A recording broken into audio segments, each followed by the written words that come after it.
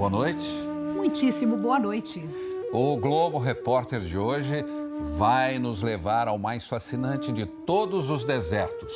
Glória Maria, por quais caminhos você nos conduz desta vez? Bem, dessa vez por caminhos de areias assim escaldantes, Sérgio. Nós atravessamos as dunas do Saara, um dos lugares mais quentes da Terra.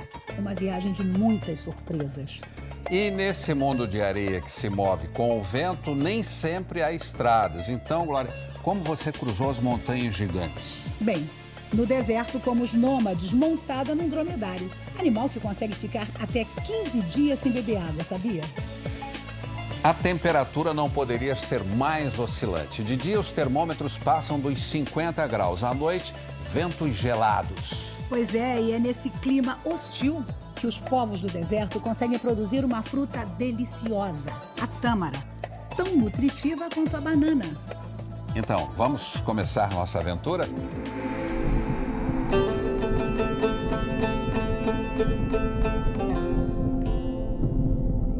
O maior deserto quente do mundo, o Saara, não para de crescer e de desafiar a nossa imaginação. São quase 10 milhões de quilômetros quadrados distribuídos entre 11 países.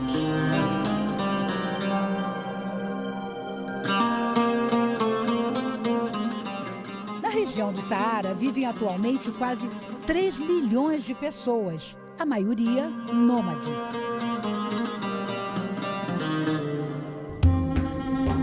Entramos no Saara pelo lado marroquino. Nossa viagem começa na cidade de Erfoud, uma das principais portas de entrada do deserto.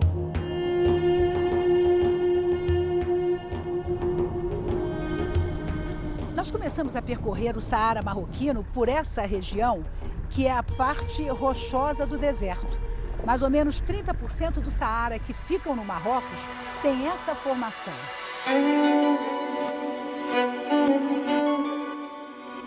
O nosso objetivo é ver de perto aquela imagem clássica do Saara, que são as dunas. E daqui de onde nós estamos, já dá para ver lá no fundo, na linha do horizonte, as dunas do Saara. E um detalhe, as dunas dessa região são as maiores de todo o deserto. É uma paisagem diferente, cortada por vilarejos que parecem perdidos no tempo. Normalmente, a gente pensa que no deserto a paisagem é muito parecida, que é tudo igual. Só que não é assim. À medida que a gente vai avançando por essa parte rochosa do Saara, as surpresas vão aparecendo ao longo do nosso caminho. Agora, por exemplo, a gente deu uma parada no meio da estrada, cortando o deserto, e olha o que a gente encontrou. Um vale que atravessa essa região rochosa do Saara. É uma paisagem linda.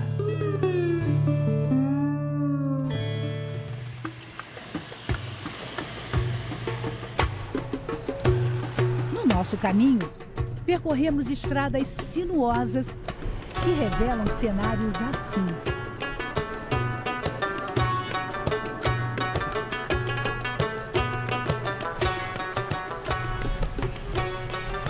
Não existe qualquer dúvida, basta a gente olhar em volta. Essa paisagem, com certeza, é uma das mais belas de toda essa região. É o desfiladeiro de Dades, formado por essas rochas vulcânicas milenares. Os picos mais altos chegam a ter 300 metros de altura. Olha que beleza! Esse desfiladeiro, que é um dos cartões postais do Marrocos, separa duas cadeias de montanhas.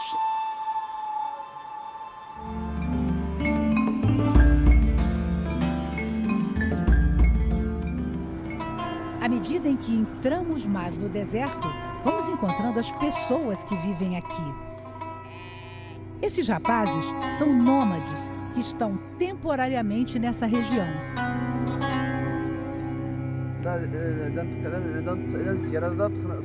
Ele está explicando que durante o inverno, eles preferem ficar quietinhos no alto da montanha. Mas, nesse momento, eles estão atravessando essa região com os animais, procurando o que comer. Quando eles encontram comida, quando eles encontram água, daí eles param. Eles contam que tem mais ou menos 700 animais entre cabras e carneiros, além de 3 dromedários. Dizem ainda que andam em média 10 quilômetros por dia e que para eles ser nômade significa ser livre, ter liberdade.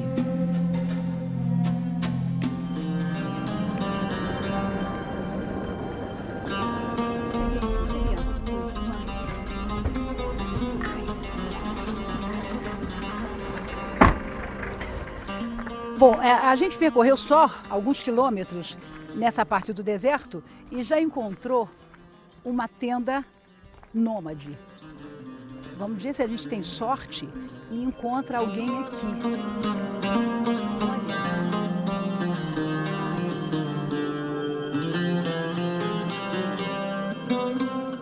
Ah, e tem uma pessoa aqui. Vem me ajudar. Vem me ajudar. Ah, salam aleikum. Salam aleikum. Ah, tudo bem? Olá? Berrer. Ele disse que realmente ele é nômade, ele percorre todo esse deserto e ele parou aqui há mais ou menos 2 meses, não é? Porque vai começar o frio, daí eles procuram um lugar para se abrigar e aqui tem água por perto. Ele vai me mostrar a tenda onde ele vive, olha. Aqui, olha, aqui que ele come, que ele dorme. O Ahmed conta que tem mulher e filhos que estão trabalhando no deserto com os animais. Eu perguntei se ele se sente confortável, se ele se sente feliz com esse tipo de vida, né? E ele disse que sim, é o destino dele, é a vida dele e que por isso ele é feliz, ele se sente bem. Ele disse o seguinte, ele não fala árabe, ele só fala o berbere, mas quando ele encontra um desconhecido, ele gosta de conversar porque ele vive muito sozinho nesse deserto. Então, de vez em quando, né, poder se comunicar é muito bom, faz muito bem para ele.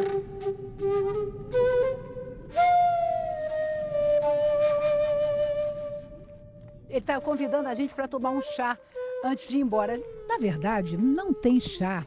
O que o Ahmed quer é ficar mais um pouquinho com a gente. Para o seu Ahmed, que é um nômade, né, essa construção provisória aqui é tipo um palácio. Ele disse que temporariamente esse é o mundo dele, né, quando está um tempo como esse, mas que daqui a pouco ele já vai pegar a estrada novamente, ou melhor, sair pelo deserto.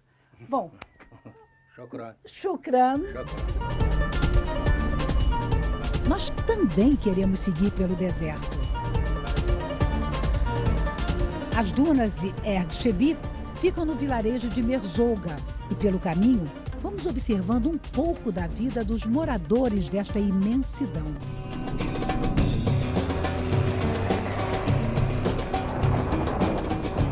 As dunas de Erg Shebi impressionam. As mais altas podem chegar a 150 metros de altura. Mas é complicado chegar até esta parte do deserto. Passamos praticamente o dia inteiro conhecendo os 22 quilômetros das dunas de Erg Shebi. Emoção em pleno deserto.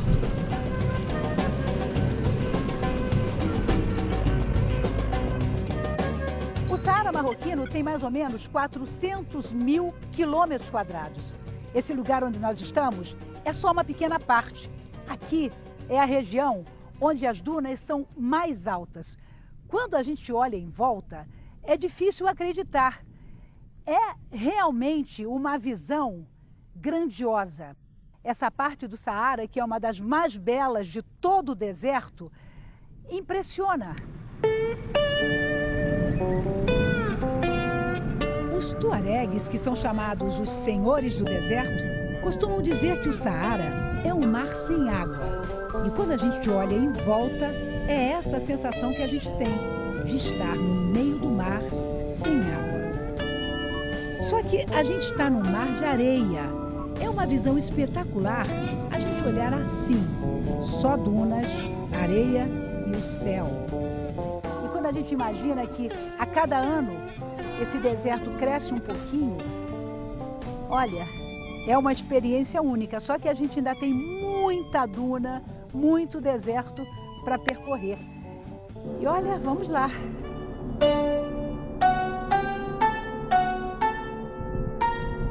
No deserto vivem basicamente beduínos e tuaregues.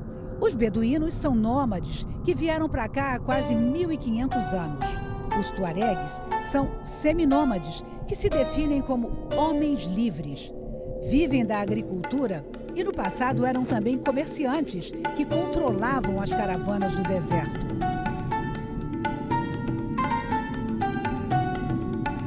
Viver aqui não é fácil, o vento é forte.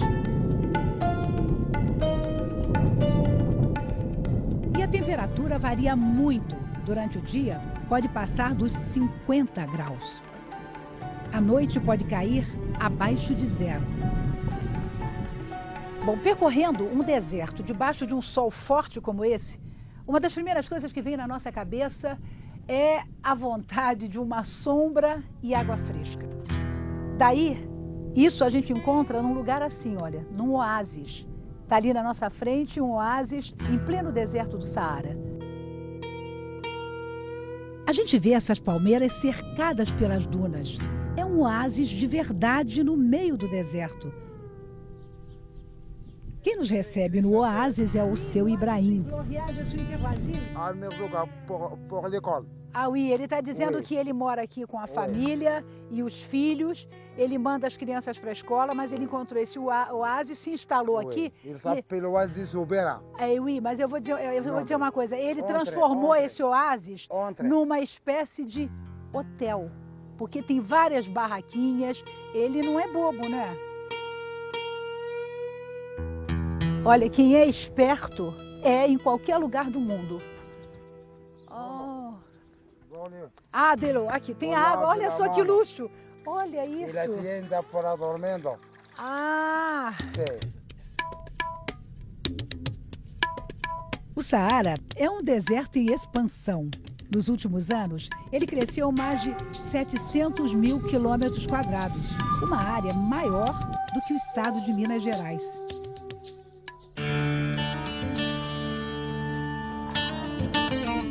Tem no deserto, né? Claro, como os nômades. Uau! Uau! Uau! Tem muita gente que acha que no deserto tem camelo.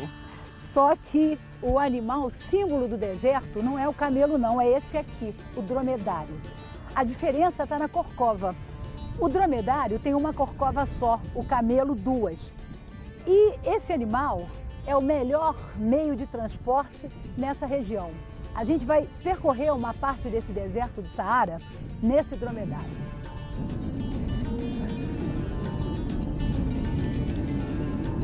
Bom, o nosso guia estava nos explicando que o dromedário é um animal perfeito para o deserto porque ele não precisa de muita água. Ele retém durante muito tempo a água que ele bebe.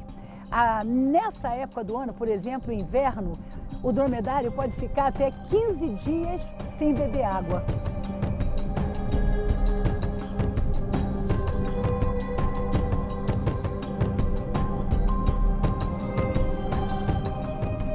Tem que conhecer muito bem cada duna dessa aqui para poder percorrer o Saara.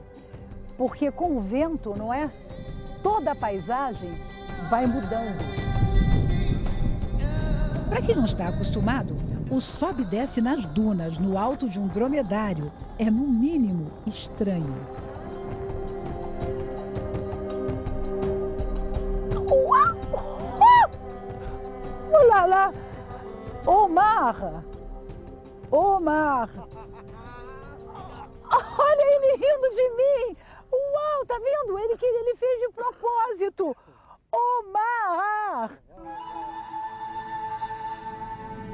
Eu estava conversando com o nosso guia, o Omar. Ele disse que nasceu no deserto, era nômade, e há 25 anos ele leva as pessoas de dromedário aqui no deserto. Eu perguntei se ele gostava desse trabalho. Ele disse que, mais ou menos, que é melhor do que nada. Parece que é fácil, mas não é nem um pouco confortável andar num dromedário. Principalmente na duna, né? Porque ele balança, trepida, sobe e desce. É muito esquisito. Agora é que é um momento chato, quando o dromedário abaixa pra gente descer, ó. Aí. Ocha.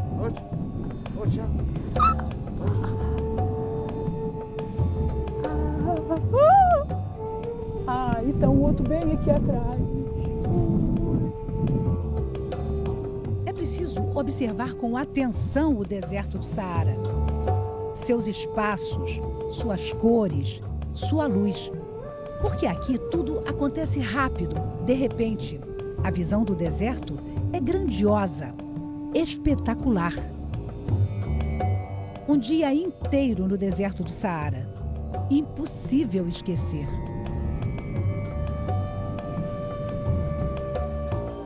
No meio do caminho, uma aldeia fantasma. O que vocês encontraram lá, Glória? Bem, lá nós visitamos uma casa praticamente em ruínas e sem luz elétrica. A casa fica assim a quilômetros de distância de qualquer vilarejo, Sérgio, mas lá vive uma família. Não saia daí, hein? É daqui a pouco.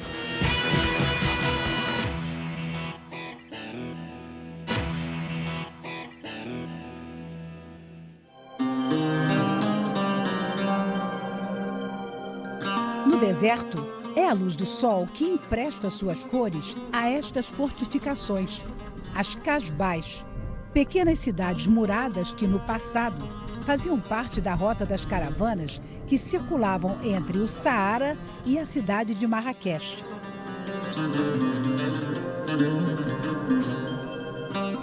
Aquelas casinhas de barro lá no fundo são residências típicas do povo berbere, os primeiros habitantes dessa região que hoje é parte do Reino do Marrocos. Esse vilarejo começou a surgir entre os séculos 16 e 17. Na época, centenas de pessoas viviam ali. Só que com o tempo, essas casas muito frágeis começaram a desabar e as pessoas procuraram outros lugares para viver.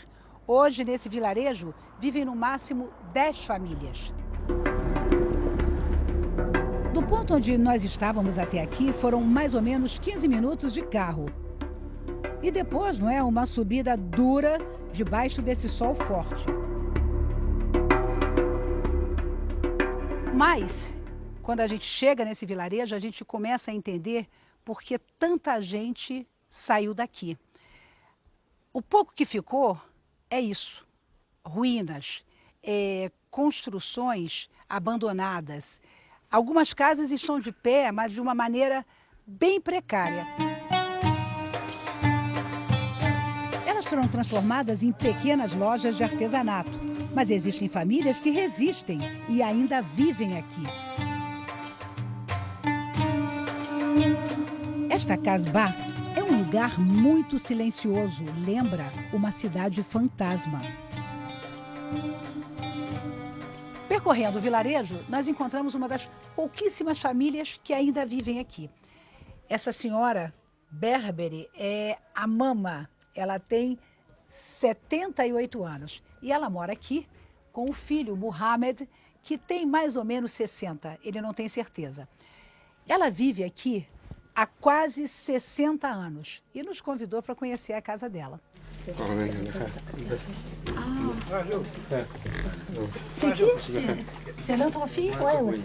Olha só, chegou mais um filho da Mama. Ela teve 12. Atualmente só tem 8 vivos. Bom, onde vai? Podemos ir? Vamos lá, vamos conhecer a casa da...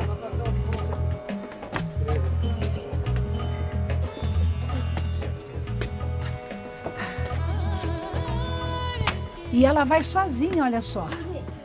Ela não precisa de ajuda. Incrível essa senhora.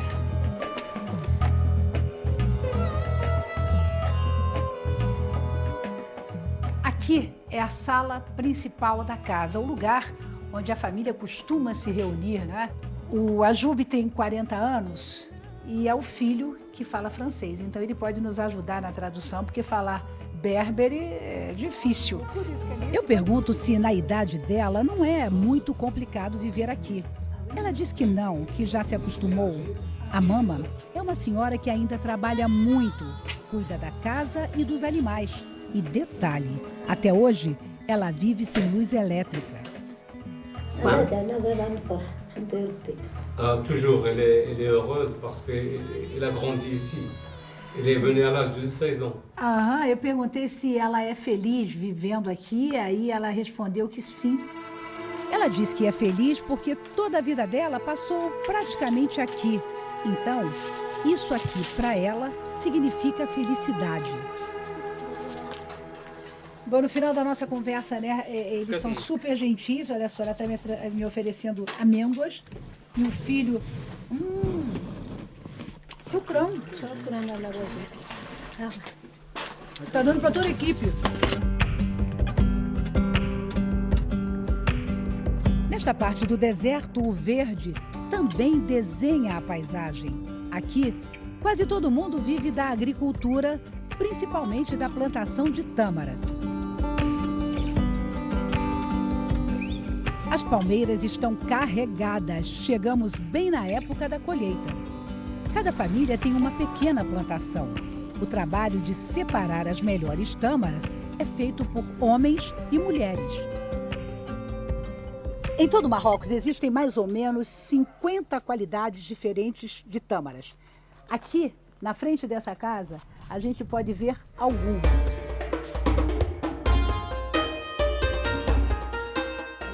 Agora, a melhor tâmara é essa aqui. Dá para ver que ela realmente é bem diferente das outras. Ela é maior, ela é mais gordinha e ela é muito mais saborosa.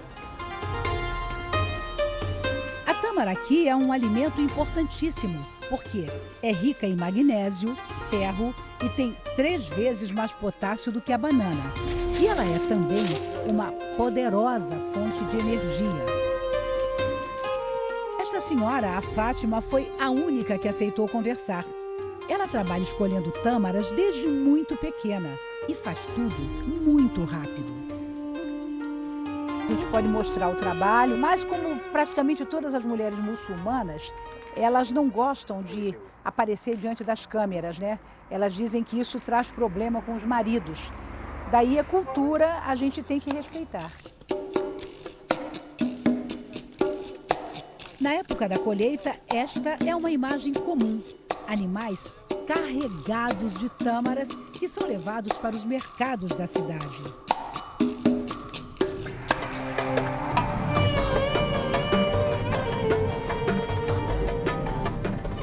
A paisagem, a cor, a luz, o povo do deserto. Aqui, muitas vezes, a sensação é de que estamos num mundo mágico, no cenário de um filme. Na cidade de Ouarzazate, esta sensação é ainda mais forte. É um lugar lindo entre as montanhas e o deserto.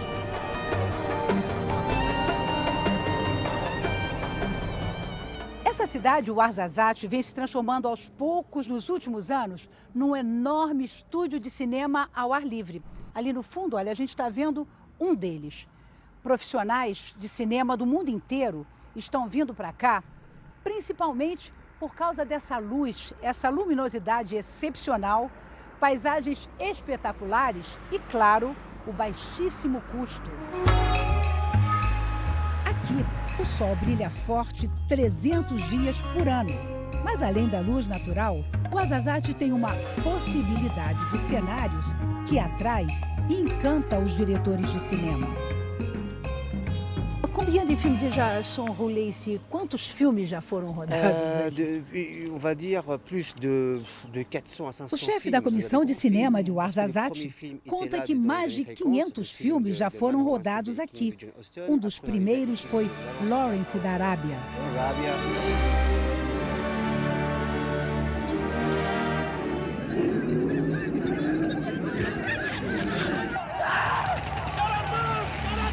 Mas um dos grandes orgulhos deste estúdio é este avião. Ele está explicando que esse avião, ele fez parte de uma das sequências do filme A Joia do Nilo, que foi rodado nesse estúdio mais ou menos 30 anos atrás.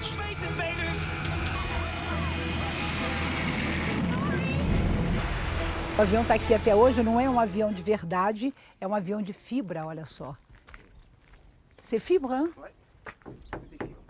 É, mas ele está aqui, né, guardado, porque faz parte da memória desse estúdio. Mas tem muita coisa aqui mais para a gente ver. On y va? On y va. Ah, ouais, c'est pour ça? C'est pour là. Ele está me explicando que a fachada desse templo, né, fez parte de praticamente todas as sequências do filme Kundun, do Martin Scorsese.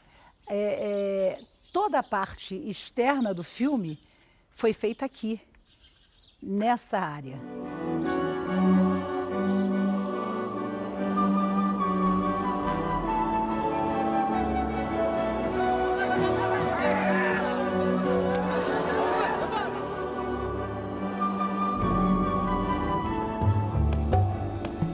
Considerada uma das portas de entrada do deserto do Saara, o Ouarzazate está conseguindo usar sua história para se revelar para o mundo com o que tem de melhor, sua beleza árida e luminosa.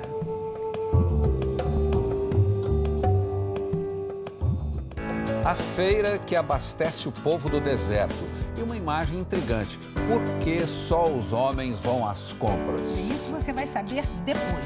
Mas quando chegamos ao oásis das 1000 palmeiras, Servo, nós só encontramos mulheres trabalhando na colheita de azeitonas. É o que você vai ver no próximo bloco. Voltamos já já.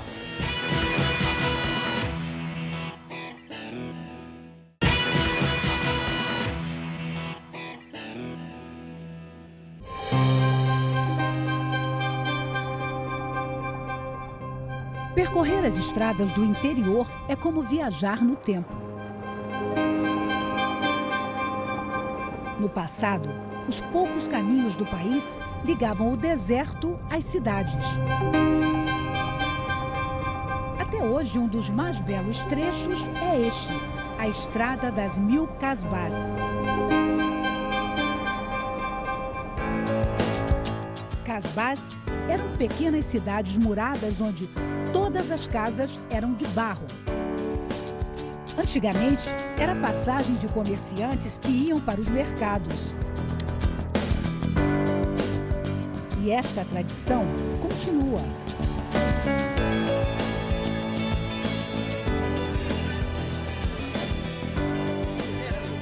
Nos vilarejos do interior do Marrocos, dia de feira, dia de mercado é praticamente um dia de festa. Os comerciantes vêm de todos os lados com as suas melhores roupas para vender e trocar mercadorias. Mas tem um detalhe: mercado é um programa basicamente para os homens.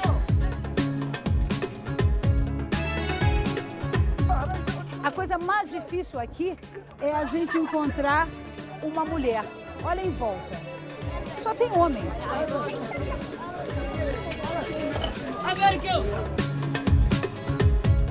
As pouquíssimas mulheres que vêm ao mercado geralmente são solteiras ou viúvas. Aqui se vende de tudo: frutas secas, grãos, temperos e até animais.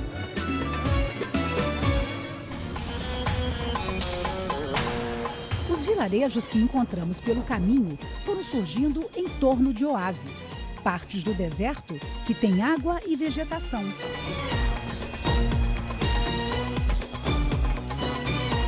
Um dos maiores do Saara é este, o de Escoura, conhecido como o Oásis das 1000 Palmeiras. Nesse oásis vivem mais ou menos 8.000 pessoas.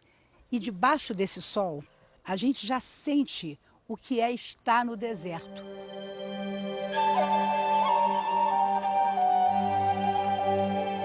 As mulheres trabalham na colheita de azeitona, sempre procurando uma sombra para se proteger. Mas olha, elas estão trabalhando e é só a câmera apontar para elas que elas se escondem.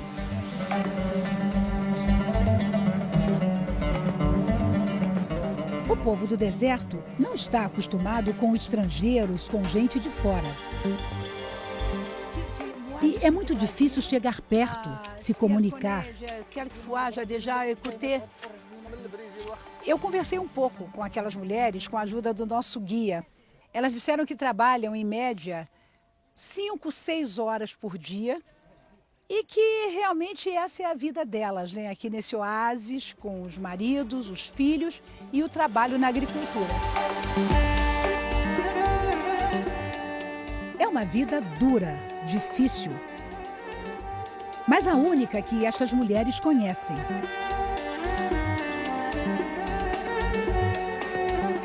Elas aprenderam a enfrentar o dia a dia de quem vive no deserto.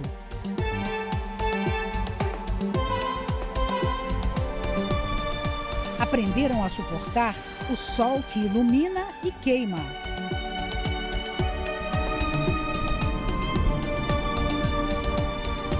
O vento que move as dunas. A noite gelada do Saara.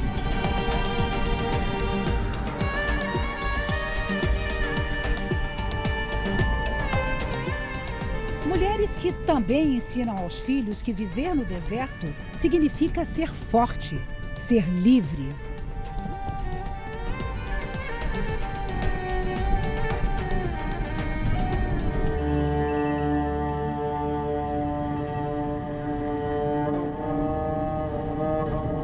Quem nunca imaginou, pelo menos uma vez na vida, conhecer o deserto do Saara? Natureza única. Beleza, isolamento, paz. Tudo isso está aqui.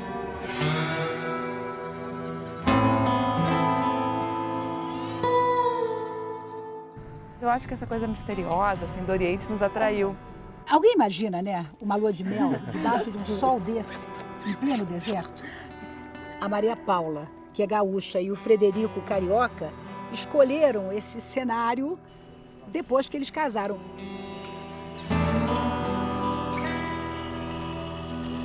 A gente queria um lugar diferente, assim, que fosse um pouco mais exótico, não fosse aqueles destinos tradicionais, né, de praia, né, aquelas praias paradisíacas, ou mesmo Europa. Se eles queriam uma experiência diferente, vieram para o lugar perfeito, o deserto do Saara. E o que vocês estão gostando mais aqui?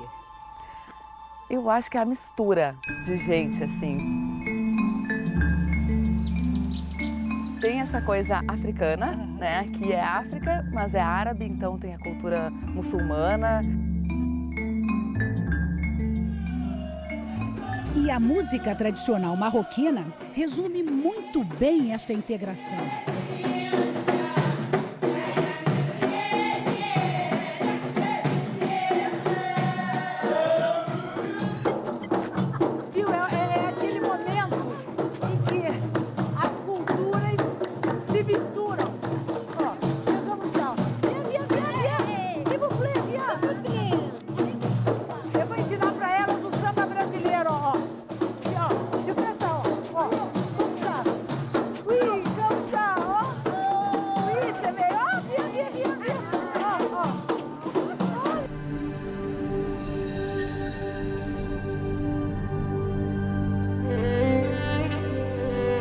Marrocos é isso mesmo, um verdadeiro mosaico de culturas e tradições.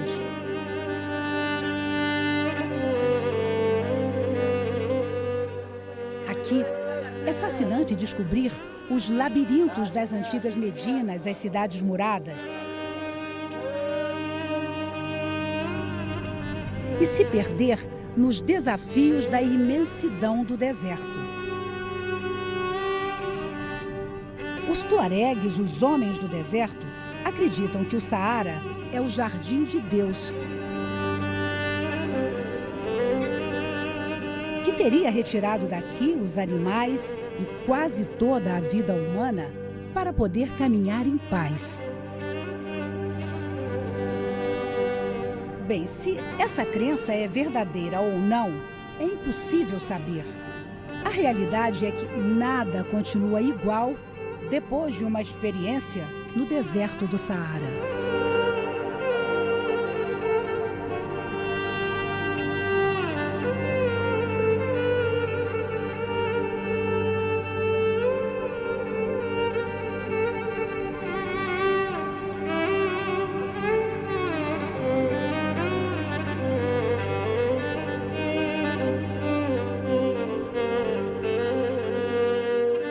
agora com mais um capítulo da novela das 11, Liberdade, Liberdade. Um bom fim de semana e até sexta. Bye, bye.